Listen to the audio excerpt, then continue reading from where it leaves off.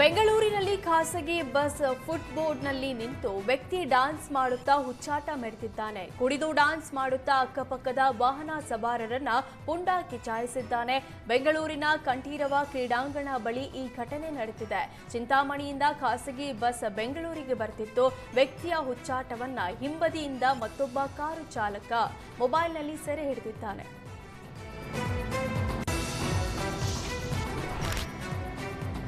MES ಪುಂಡಾಟಿಕೆ ಖಂಡಿಸಿ ರಾಮನಗರದಲ್ಲಿ ಪ್ರತಿಭಟನೆ ನಡೆಸಲಾಗಿದೆ. ಕನ್ನಡ ಪರ ಹೋರಾಟಗಾರ ವಾಟಾಳ್ ನಾಗರಾಜ್ ಪ್ರತಿಭಟಿಸಿದ್ರು. ನಗರದ ಐಜೂರು ವೃತ್ತದಲ್ಲಿ ಪ್ರೊಟೆಸ್ಟ್ ಮಾಡಿ ಆಕ್ರೋಶ ಹೊರಹಾಕಿದ್ರು. ಬೆಳಗಾವಿ ವಿಚಾರದಲ್ಲಿ ದಿನೇ ದಿನೇ ಎಂಇಎಸ್ ಪುಂಡಾಟಿಕೆ ಹೆಚ್ಚಾಗಿದೆ. ನಾಡದ್ರೋಹಿ ಎಂಇಎಸ್ ಸಂಘಟನೆಯನ್ನ ಕೂಡಲೇ ಬ್ಯಾನ್ ಮಾಡಬೇಕು. ಬೆಳಗಾವಿಯಲ್ಲಿ ಅಶಾಂತಿ ಸೃಷ್ಟಿಸುತ್ತಿರುವ ಕಿಡಿಗೇಡಿಗಳನ್ನ ಗಡೀಪಾರು ಮಾಡಬೇಕು. ಕೆಲ ರಾಜಕಾರಣಿಗಳು ಎಂಇಎಸ್ ಪರ ನಿಂತಿರೋದು ಖಂಡನೀಯ. ಎಂಇಎಸ್ ನಿಷೇಧ ಮಾಡದಿದ್ರೆ ಬೆಳಗಾವಿ ಸುವರ್ಣಸೌಧದ ಎದುರು ಬೃಹತ್ ಪ್ರತಿಭಟನೆ ನಡೆಸುವ ಎಚ್ಚರಿಕೆಯನ್ನ ಸರ್ಕಾರಕ್ಕೆ ಕೊಟ್ಟರು. ಬೆಳಗಾವಿಯಲ್ಲಿ ಇಂದಿನಿಂದ ಚಳಿಗಾಲದ ಅಧಿವೇಶನ ಶುರುವಾಗಿದೆ. ಮೊದಲ ದಿನವೇ ಎಂಇಎಸ್ ಪುಂಡರು ಮಹಾಮೇಳಾವ್ಗೆ ಮುಂದಾಗಿದ್ರು. ಮಹಾಮೇಳಾವ್ಗೆ ಮುಂದಾಗಿದ್ದ ಎಂಇಎಸ್ಗೆ ಅನುಮತಿ ನಿರಾಕರಣೆ ಮಾಡಲಾಗಿತ್ತು. ಅನುಮತಿ ಇಲ್ಲದಕ್ಕೆ ಕೊಲ್ಲಾಪುರದಲ್ಲಿ ಶಿವಸೇನೆ ಪುಂಡಾಟ ಮೆರೆದಿದೆ. ಮಹಾರಾಷ್ಟ್ರದ ಕೊಲ್ಲಾಪುರದಲ್ಲಿ ಕರ್ನಾಟಕ ಬಸ್ ತಡೆದು ಉದ್ದಟತನ ತೋರಿಸಿದ್ದಾರೆ.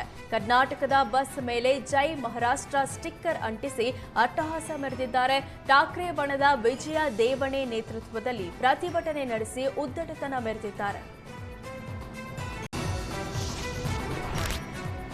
ಕೃಷಿ ಪಂಪ್ ಸೆಟ್ ಕೇಬಲ್ ಕಳ್ಳತನ ಮಾಡಿದ್ದು ಪೊಲೀಸರು ಇಬ್ಬರನ್ನ ಬಂಧಿಸಿದ್ದಾರೆ. ಚಾಮರಾಜನಗರ ತಾಲೂಕಿನ ಗೂಳಿಪುರ ಗ್ರಾಮದಲ್ಲಿ ಘಟನೆ ನಡೆದಿದೆ. ಗ್ರಾಮದ ಉಮೇಶ್ ಎಂಬವರ ಜಮೀನಿನಲ್ಲಿ ಕೇಬಲ್ ಕಳುವು ಮಾಡಲಾಗಿತ್ತು. ಬೋರ್ವೆಲ್ಗೆ ಅಳವಡಿಸಿದ್ದ ಕೇಬಲ್ ಕಳುವು ಮಾಡಿದ್ದು ಈ ಬಗ್ಗೆ ಸಂತೇಮರಹಳ್ಳಿ ಪೊಲೀಸ್ ಠಾಣೆಗೆ ದೂರು ಕೊಡಲಾಗಿತ್ತು. ಪೊಲೀಸರು ಮನೋಜ್ ಹಾಗೂ ರಾಜುವನ್ನ ಬಂಧಿಸಿದ್ದು ವಿಚಾರಣೆ ಮುಂದುವರೆಸಿದ್ದಾರೆ. ಚಾಮರಾಜನಗರದ ಸಂತೇಮರಹಳ್ಳಿ ಪೊಲೀಸ್ ಠಾಣೆಯಲ್ಲಿ ಪ್ರಕರಣ ದಾಖಲಾಗಿದೆ. ಸರ್ಕಾರಿ ಉದ್ಯೋಗ ನೇಮಕಾತಿ ವಿಳಂಬವಾಗ್ತಿದ್ದು ಅಭ್ಯರ್ಥಿಗಳು ಪೊಲೀಸ್ ಕಮಿಷನರ್ ಎನ್ ಶಶಿಕುಮಾರ್ ಎದುರು ಗಳಗಳನೆ ಅತ್ತಿದ್ದಾರೆ. ನಮ್ಮ ವಯಸ್ಸು ಮೀರ್ತಿದೆ, ಸಾಕಷ್ಟು ಕಷ್ಟಪಟ್ಟು ಓದ್ತಿದ್ದೇವೆ, ಬೇಗ ಉದ್ಯೋಗ ಕರೆಯಲು ಹೇಳಿ ಅಂತ ಕಮಿಷನರ್ ಎದುರು ತಮ್ಮ ಅಳಲು ತೋಡಿಕೊಂಡ್ರು. ಧಾರವಾಡ ನಗರದ ಶ್ರೀನಗರದಲ್ಲಿ ಇಂದು ಉದ್ಯೋಗ ಆಕಾಂಕ್ಷಿಗಳು ಪ್ರತಿಭಟನೆ ನಡೆಸಿದ್ರು. ಆದರೆ ಪ್ರತಿಭಟನೆಗೆ ಪೊಲೀಸ್ ಇಲಾಖೆ ಅನುಮತಿ ಕೊಟ್ಟಿರಲಿಲ್ಲ. ಈ ಹಿನ್ನೆಲೆ ಉದ್ಯೋಗ ಆಕಾಂಕ್ಷಿಗಳು ಪ್ರತಿಭಟನೆ ಮಾಡಬಹುದು ಅಂತ ಪೊಲೀಸ್ ಆಯುಕ್ತರು ಫೀಲ್ಡ್ಗೆ ಇಳಿದಿದ್ರು. ಈ ವೇಳೆ ಕೋಚಿಂಗ್ ಪಡೆಯಲು ಬಂದಿದ್ದ ಉದ್ಯೋಗ ಆಕಾಂಕ್ಷಿಗಳಿಗೆ ಮಾತನಾಡಿಸಿದ್ರು.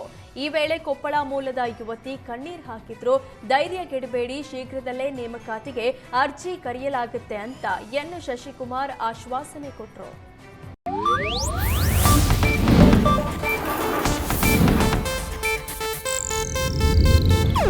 ಇದು ಏಷ್ಯಾನೆಟ್ ನ್ಯೂಸ್ ನೆಟ್ವರ್ಕ್ ಪ್ರಸ್ತುತಿ.